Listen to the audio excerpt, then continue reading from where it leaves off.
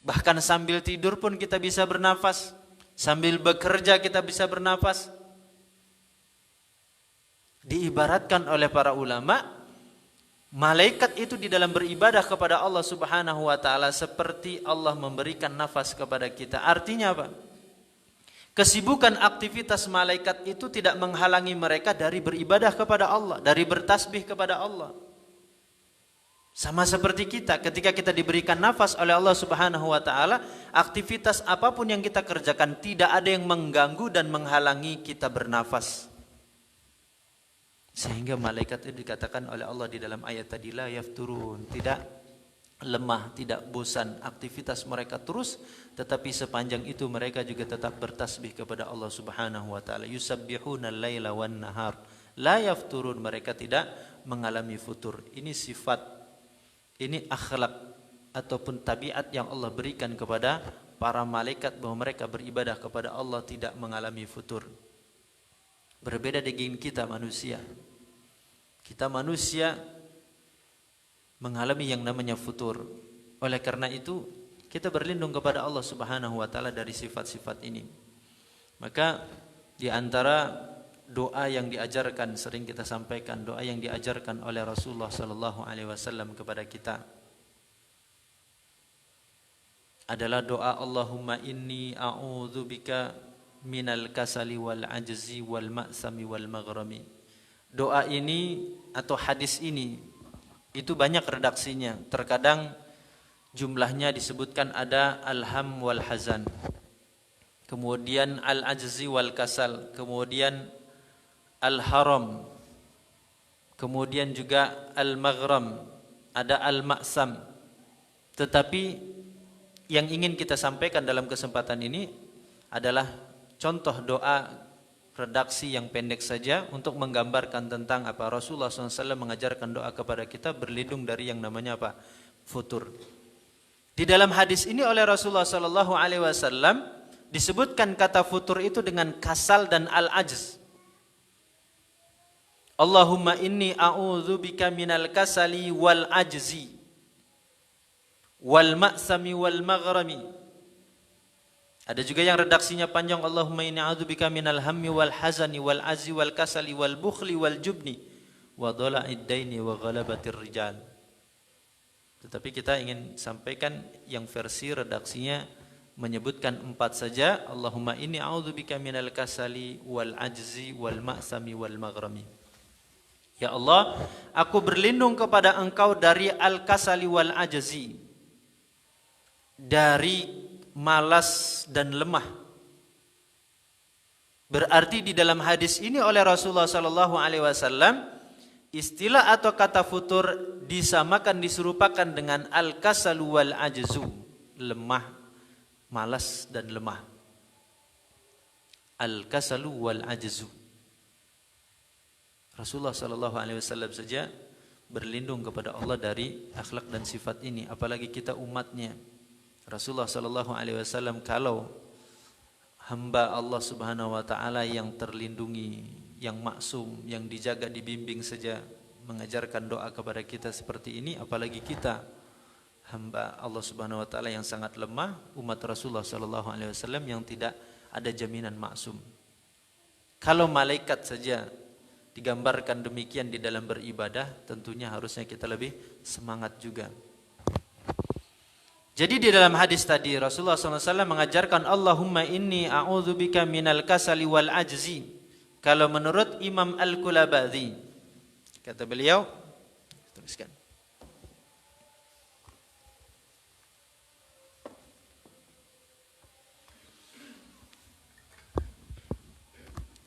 di situ ada berlindung kepada Allah Subhanahu wa taala dari al-kasal, al-kasalu atau minal kasali wal ajzi.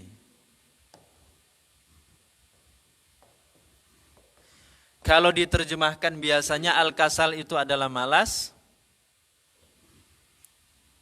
Kalau al-ajzi itu diartikan dengan lemah.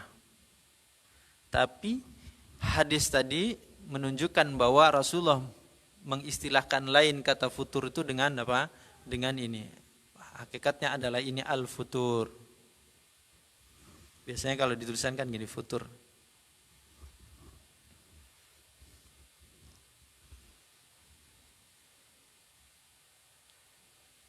Kata Imam Al-Kulabadi, kasal itu dikatakan futur juga. Al-ajzu dikatakan futur juga. Kenapa?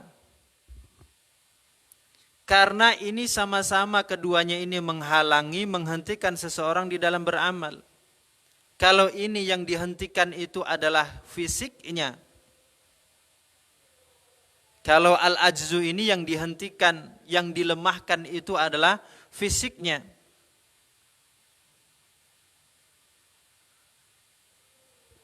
Maaf, ini bukan al-ajzi ya, al-haram. Salah, maksudnya al-haram. Allahumma inna a'udzubika minal kasali wal harami. Al-haram. Kalau al-haram dikatakan futur juga itu karena yang lemah, yang terhenti, yang terhalang itu adalah fisiknya. Mata sudah enggak kuat lagi untuk digunakan membaca. Telinga memang sudah tidak lagi kuat untuk jernih, bisa terang, jelas mendengar. Kaki sudah tidak lagi kuat untuk digunakan berdiri. Kalau untuk sholat, badan ini, fisik ini sudah tidak kuat lagi digunakan untuk melaksanakan siam. Kalau melaksanakan ibadah, fisik ini sudah enggak kuat lagi melakukan rangkaian manasik ibadah haji. Karena memang lemah. Nah itu disebut dengan al-haram. Istilah lainnya juga futur. Karena futur tadi apa? Berhenti, lambat. Kan tadi di pengertian secara bahasa tadi di awal kita artikan. Al-haram, fisiknya. Karena faktor sudah tua, karena faktor memang kemudian ada apa? Ada cacat dan sebagainya. Itu al-haram. Menyebabkan orang sesungguhnya dia futur. Akhirnya apa? Akhirnya dia tidak bisa banyak berbuat kebaikan, tidak bisa banyak berbuat ibadah. Rasulullah berlindung, Allahumma inni a'udzubika minal harami, minal kasali wal haram. Nah yang kasal kalau diterjemahkan dalam bahasa Indonesia itu malas, juga sebenarnya futur. Sebenarnya adalah futur. Kenapa dikatakan futur? Karena yang terhalang, yang terhenti, terhambat, yang akhirnya lambat, yang akhirnya terhenti itu adalah apa? Kemauan dan semangatnya. Jadikannya malas. Dijadikan malas. Jadi jadikan berat. Sebenarnya apa? Matanya masih apa? Masih kuat. Orang kalau membaca WA, itu kan ada orang yang apa? Setengah hari itu kuat baca WA kan. Ada orang yang kalau sudah apa? Sudah di depan medsos itu apa? Bisa kuat seharian. Tetapi ketika tiba gilirannya untuk digunakan membaca Al-Quran, baru 5 menit sudah ngantuk. Giliran digunakan untuk menghafal Al-Quran, kalau digunakan untuk menghafal lagu, digunakan untuk menghafal nyanyian, terkadang orang banyak kuat bisa ngapal. Tapi giliran untuk menghafal Al-Quran, bawaannya lemas, bawaannya malas, bawaannya berat. Sama, orang kalau digunakan untuk goes, kan ada orang goes itu. Apanya? Rekam jejak goesnya itu muter-muter sampai apa? Sampai puluhan kilo. Tapi giliran diajak ke masjid, berat, nggak kuat. Kenapa? Kasal. Kemauannya ini yang bermasalah. Kemauannya ini yang terhalang, itu disebut dengan kasal. Nah maka kata Imam Al-Kulabadi, ketika beliau menjelaskan tentang doa Rasulullah SAW, Allahumma inni a'udzubika minal kasali wal haram. Al-kasal itu yang terhambat, yang terhenti adalah kemauan, semangat yang ada di dalam hatinya. Sedangkan al-haram itu yang terhenti dan terhambat itu adalah karena fisiknya, faktor fisik. Maka kita berlindung kepada Allah Subhanahu Wa Taala. Apalagi kalau ternyata orang itu dihinggapi dua-duanya. Kasal juga ada, haram juga ada, maka apa? Bencananya lebih besar. Terkadang orang apa? Dihinggapi yang pertama. Yang kedua tidak. Atau sebaliknya, terkadang ada orang yang apa? Dihinggapi yang kedua, yang pertama tidak. Tetapi kedua-duanya, walaupun seseorang dihinggapi salah satunya, kalau dalam persoalan ibadah, dalam persoalan ketaatan kepada Allah Subhanahu Wa Taala tentu tidak maksimal, tentu tidak sebaik orang yang kemudian dihindarkan, dilindungi oleh Allah Subhanahu wa taala dari dua sifat atau dari dua akhlak ini. Maka Rasulullah mengajarkan kepada kita untuk berlindung. Seseorang dikatakan apa? Dikatakan futur. Yang dimaksud hadis Rasulullah SAW kita berlindung dari dua hal ini, makna lainnya adalah berlindung dari futur. Futur itu dikatakan futur berlaku terhadap hal-hal yang itu adalah sebuah kewajiban. Kewajiban-kewajiban kita yang Allah berikan kepada kita. Perintah-perintah Allah Subhanahu wa taala yang Allah tetapkan untuk kita dan itu sifatnya wajib. Kemudian kita terhalang, kita tinggalkan, maka itu disebut dengan futur. Orang tadinya rajin sholat berjamaah. Kemudian tiba-tiba berhenti, ditinggalkan sholat jamaah. Itu baru orang yang demikian bisa disebut dengan futur.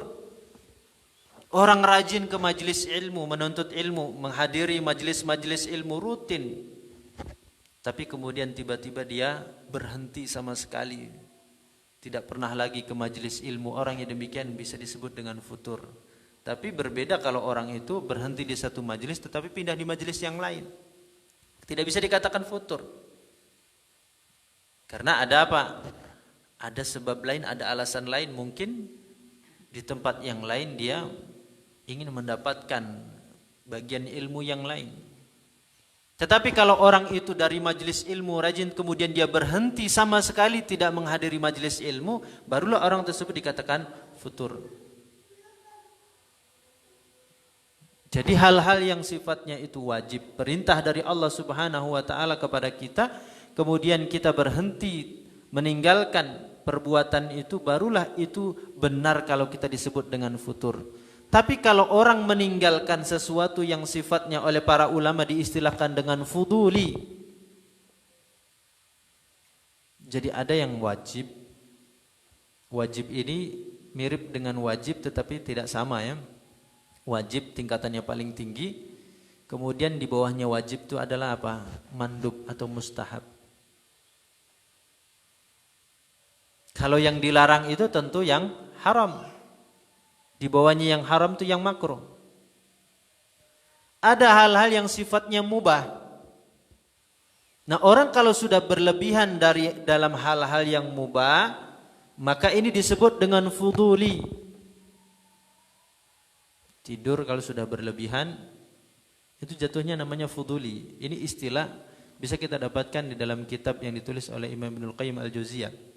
Ada kitab beliau berjudul namanya Tazkiyatun Nufus. Beliau ketika membahas tentang tazkiyah nufus, ada pembahasan tentang tadi fuduli. Termasuk hal-hal yang fuduli itu bisa dikatakan sudah berlebihan ya. Dia mubah tetapi sudah berlebihan, maka disebut dengan fuduli. Fuduli itu bergaul dan berbicara kepada sesama kita, bermuasyarah itu kan merupakan kebutuhan kita.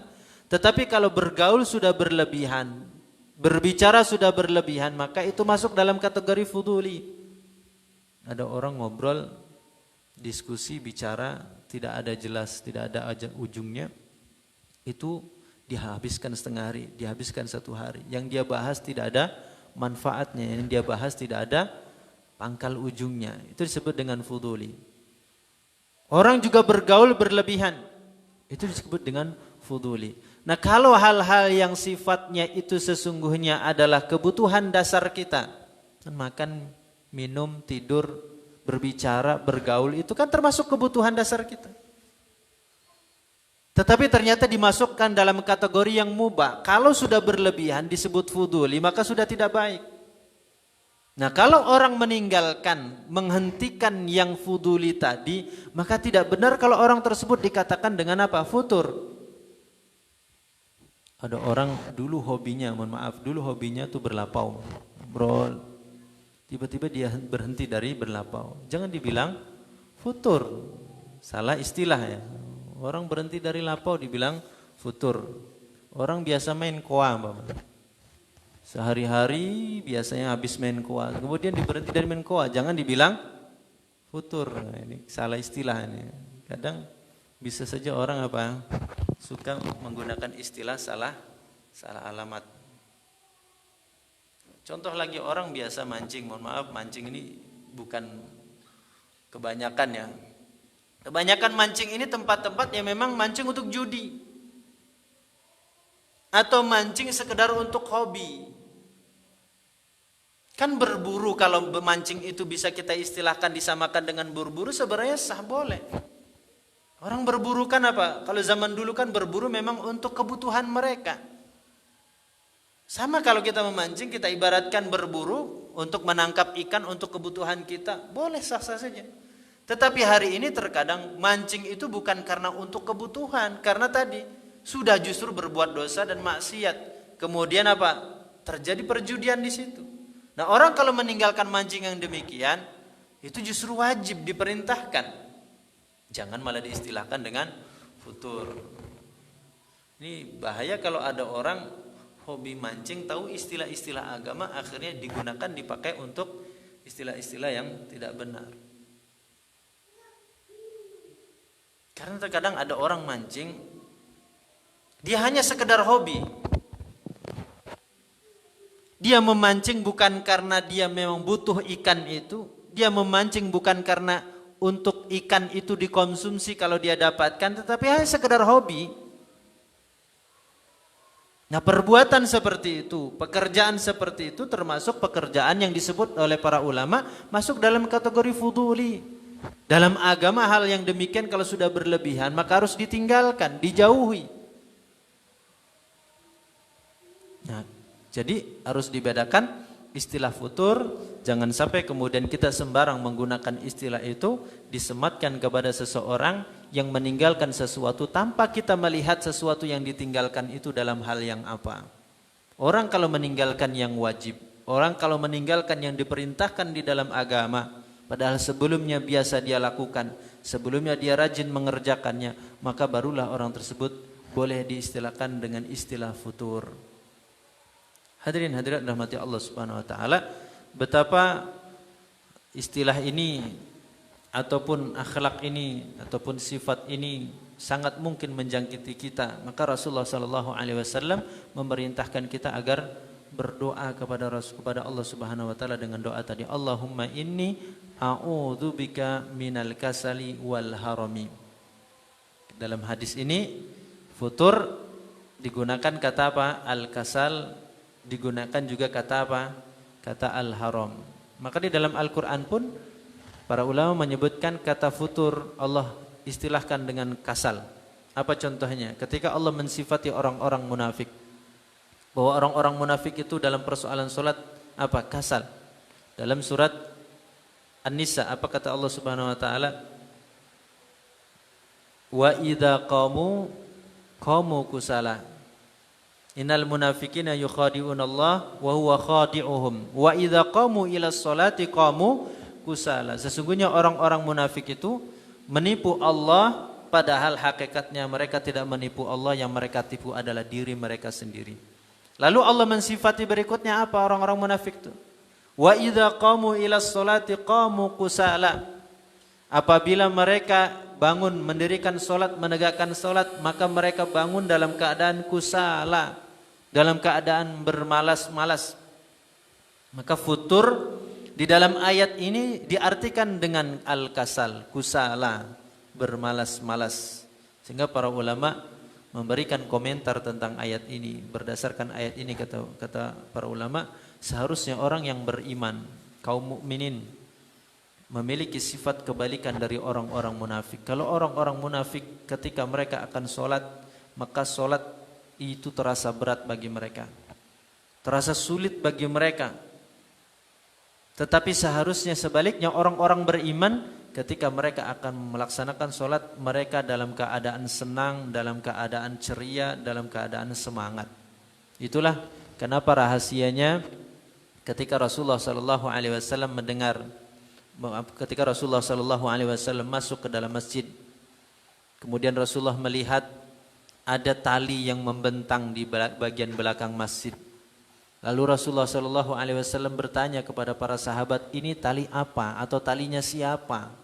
Kenapa ada tali di dalam masjid di bagian belakang ini? Lalu para sahabat menjawab, ya Rasulullah, tali tersebut adalah tali miliknya Zainab. Kata orang-orang tersebut, Zainab kalau sholatnya sedang mengantuk, kalau sholatnya sedang lemah, maka apa? Dia berpegangan dengan tali itu. Maka akhirnya oleh Rasulullah SAW diingatkan, liyusolli ahadukum nasyatahu, hendaknya kalian sholat itu dalam keadaan nasyat, kebalikan dari futur. Maksudnya nasyat itu apa? Dalam keadaan semangat, dalam keadaan sungguh-sungguh, dalam keadaan ceria, dalam keadaan siap. Harusnya orang beriman kebalikan dari orang munafik. Orang munafik ketika akan sholat kusala, bermalas-malas, merasa berat, dalam keadaan apa? Dalam keadaan sulit. Maka makna lain di dalam ayat kata futur itu dengan kata kusala. Dan banyak lagi istilah di dalam Al-Quran. Kalau dalam persoalan berjihad di dalam surat Al-Anfal, Allah Subhanahu Wa Taala menyebut kata futur itu dengan as-siqal atau at-tasaqul. Ya ayyuhalladzina amanu malakum idza qila lakum unfiru fi sabilillahi tsaqaltum ilal ard. Wahai orang-orang yang beriman, kenapa kalian ini ketika apa? Ketika dimobilisasi, diperintahkan untuk berangkat berperang, berjihad di jalan Allah Subhanahu wa taala, saqaltum ilal ard. Kalian kemudian merasa berat, merasa malas, merasa sulit untuk berangkat, merasa apa? Ingin menetap di bumi. Dalam ayat itu kata futur digunakan kata-kata saqaltum atau as-siqal, berat. Bisa juga bermakna malas, bisa juga bermakna bosan. Hadirin hadirat rahmati Allah Subhanahu wa taala. Sifat ataupun akhlak al-futur ini sangat mungkin menghinggapi kita sebagai manusia. Oleh karenanya diingatkan oleh Rasulullah SAW dalam sebuah hadis yang diriwayatkan oleh Imam Ahmad. Apa kata Rasulullah SAW? Inna likulli amalin atau likulli amilin syirrah, faman kanat fatratuhu ila sunnah faqad aflah, wa man kana fatratuhu ila ghairi dzalik faqad halak. Setiap amal, atau dalam riwayat yang lain, setiap orang yang beramal ada namanya futurnya. Ada futurnya. Maka kata Rasulullah SAW, faman kanat fatratu ila sunnah afla. Tapi ketika orang dihinggapi futur masih tetap berada di atas yang sunnah, maka orang tersebut masih beruntung, masih berbahagia. Wa man kanat fatratu ila ghairi dzalik faqad khasir atau faqad halak. Tetapi barang siapa yang ketika dihinggapi futur, terkena futur tadi kemudian drastis berbalik, dia tinggalkan sama sekali, maka orang tersebut kata Rasulullah sallallahu alaihi wasallam faqad halak, sungguh dia telah binasa atau telah hancur. Hadirin hadirat rahmati Allah Subhanahu wa taala, maka doa Rasulullah SAW tadi patut untuk selalu kita lazimi, selalu kita baca menjelang setelah di pagi hari, di sore hari, sehingga sepanjang hari kita, kalau dari pagi sampai sore, sampai malam, dari malam sampai pagi, kita tidak kemudian mengalami yang namanya futur di dalam ketaatan kita kepada Allah Subhanahu wa taala. Kita pending dulu, silakan azan.